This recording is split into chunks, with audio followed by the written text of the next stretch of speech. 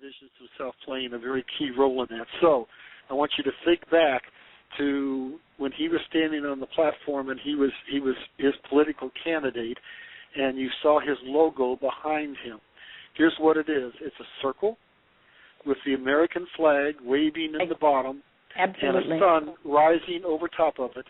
See, he swears to the American people he is not a Muslim, but to any Muslim who knows the Quran, he is fulfilling one of the key prophecies of the Quran. The end shall not come until the sun rises over the west, and that is his logo.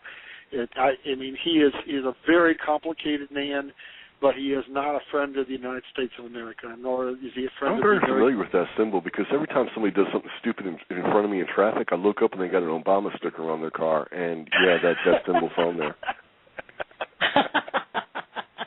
Mike, you're a great guy. You need to go out here and beat the other factors, the cultures. You know, people like you need to go out here and get married and have babies. That's what a lead balloon.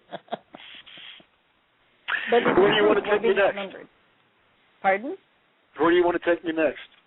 Well, we got about 5 minutes left, so let's recap your website and where people can get your book, which is libertycrusade.com and of course Amazon.com. And I've got a link to it on my site, so if people are looking at the Blog Talk Radio or my blog, they can link onto your site, the libertycrusade.com, or just directly to Amazon and order your book through there.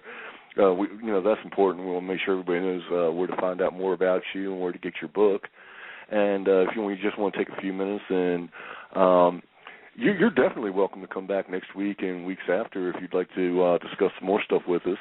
I'd be more than happy to. Oh, great. We'd love to have you. This has been very interesting.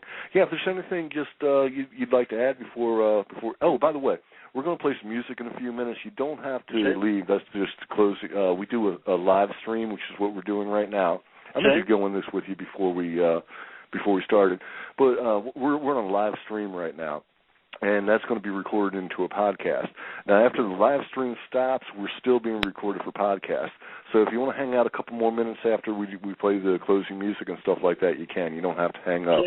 But while we're still live, if you want to take a few minutes and just go over your projects and where to find them at, and just wherever you want to go, you can go.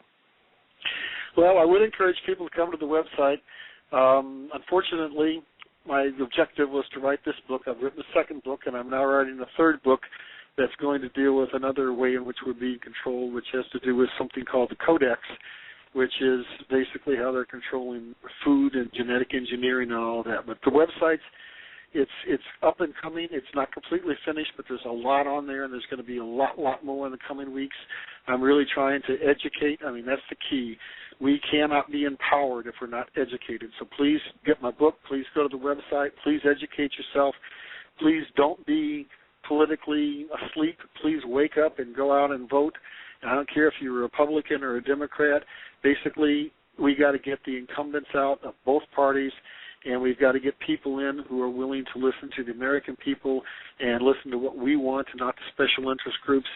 And it's going to take us standing up and becoming more involved than we've ever been in our lives, because I truly believe this. I'm going to say something that's going to sound a little strange, but I'm a very, very spiritual guy, and I'm going to share something at the end of the show that may shock some people. 30 years ago, I have occasionally had prophetic dreams.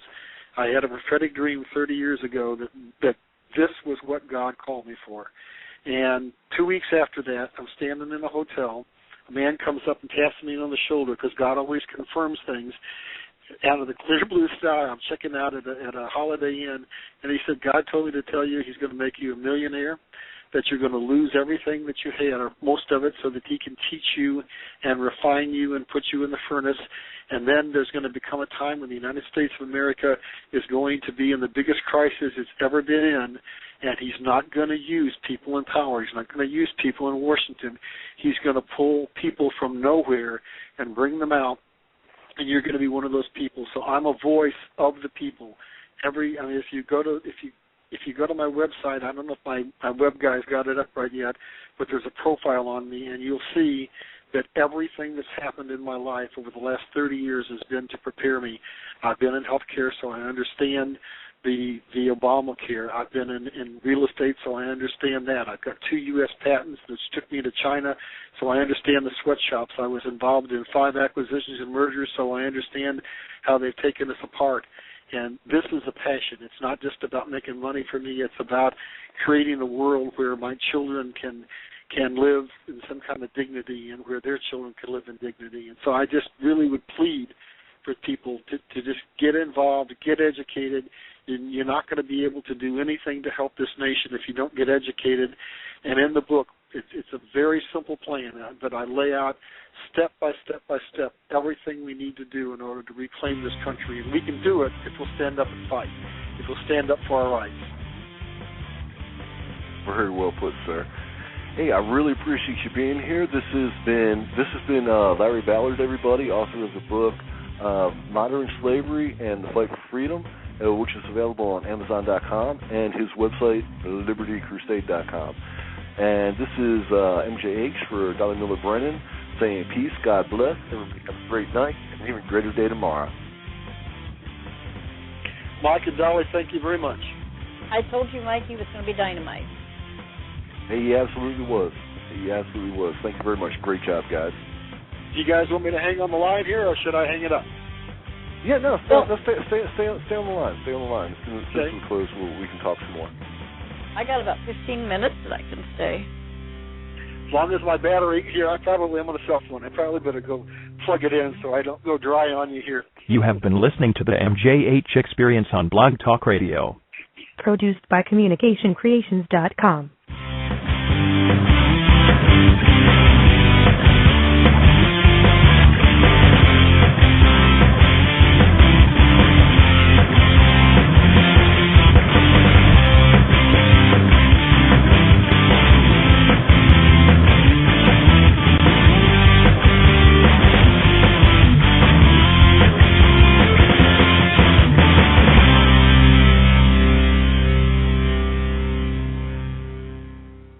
Okay, everybody, that's a wrap.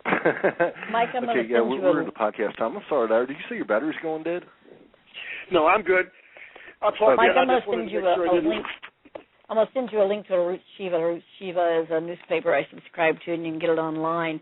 And I'm just noticing here that from Roots Shiva in Israel came out, this is just, God, it says Islam does not like Christians, which gets me into Avi, a friend of mine, Avi Lipkin from Israel, that says the same thing. And I'm going to click into this and say, she's saying that... Hey, while you're pulling that up, have you guys heard about the new Euro card they're coming out with in Europe? Euro card? No, I haven't. No, I heard of the Euro dollar, but...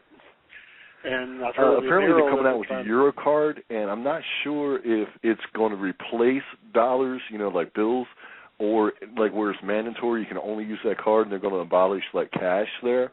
But they're definitely coming out with a Euro card, and I'm wondering. I looked it up, and there's not much on it.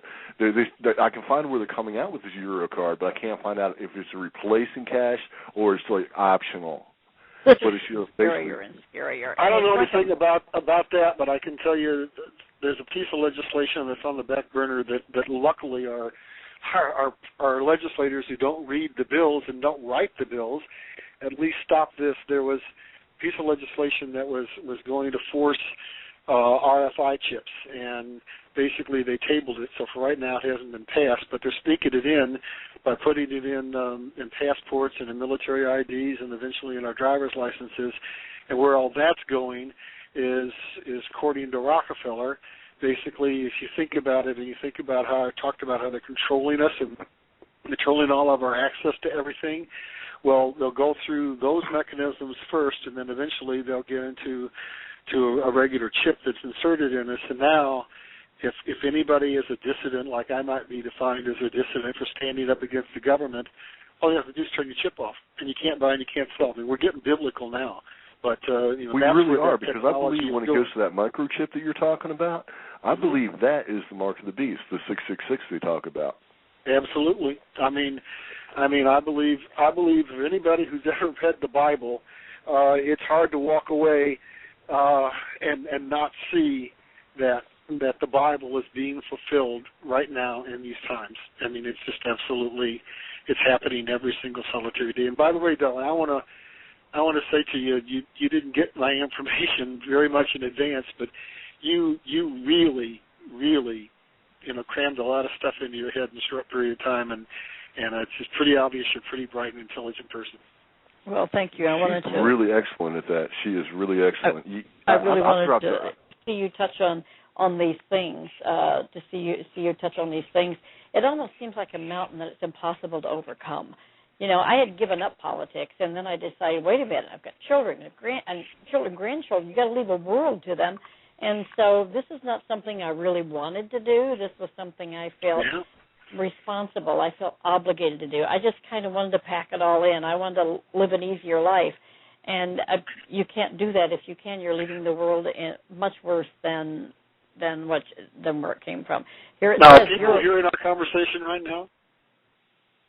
They will be. Mike will put this on YouTube and other places. Okay, well, then that's what you said, Larry. Will what be on? I was going to make a comment as to where I think all this is heading, but it might be negative, and I didn't want to. If people were hearing it, I didn't want to say it. So, people aren't hearing it live, but they can hear it later on in the podcast. Like when you go onto the site and download, you can put it on your site for people to download. Well, here, I'll tell you. I'll go ahead and say it. Here's what I think God called me for, and I think He called others. I don't believe that we are going to truly, I don't believe we're going to be successful in stopping this thing from happening. But I think what's happening is that He's going to call His people. He's going to call a group of people to stand up, and He's going to separate the wheat. He's going to separate the chaff. And if you look at the Exodus from Egypt, basically we now have turned from Him, and we're going to have to go through some hard times. But the question is, will it be perpetual slavery, or will it be just a period where we're refined in the fire? And that's where I think we have to stand up. It's not. We've waited way too long for there to be a simple, easy, painless solution to this. But if we don't stand up, then the solution is going to be far, far, far worse. So we've got to fight. I mean, that's all. And I'm not talking violence. I'm very much a non-violent Well, it might come person. to that. It might come to that with that's why they're trying to take away the Second Amendment, because the Second Amendment is put in place. Well, it was put in place back in the 1700s, so that if we have to rebel against our government, because there's a Declaration of Independence where it says if the government no longer works, to tear it down and build another one. I think that's the Bill of Rights. So.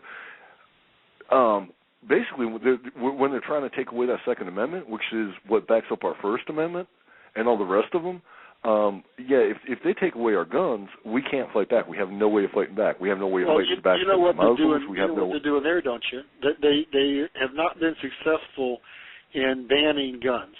But what they have done is through the Soros organization, just like the newspapers were bought 100 years ago, Soros money is out buying ammunition. And so if you've got a gun, my son's in the military, and if you want to go out and you want to buy anything more than 2,000 rounds, good luck, you can't get it. So basically they know they can't control the guns, so what they're doing is they're making ammunition hard to get. That's where 2,000 rounds is a lot. I mean, no one person needs an arsenal, and I agree with that. But I'm strong on gun safety and all that stuff. I don't want to see kids getting into their parents' closets and shooting themselves. But I think that everybody at this point in time should buy a gun. If you don't want to carry it, don't. But buy one, because in a couple of years you might not be able to. And I am encouraging that. Well, that's why I learned to shoot. I can now shoot a Glock 40, the first gun I ever shot in my life. I was out in Arizona with one of my best friends, and she belongs to the Scottsdale Gun Club. And we got in there. I said, "Now tell me, Leanne, what do you think I'd do?" She said, "I thought you'd do fine." I got outside. I said, "Come on, tell me."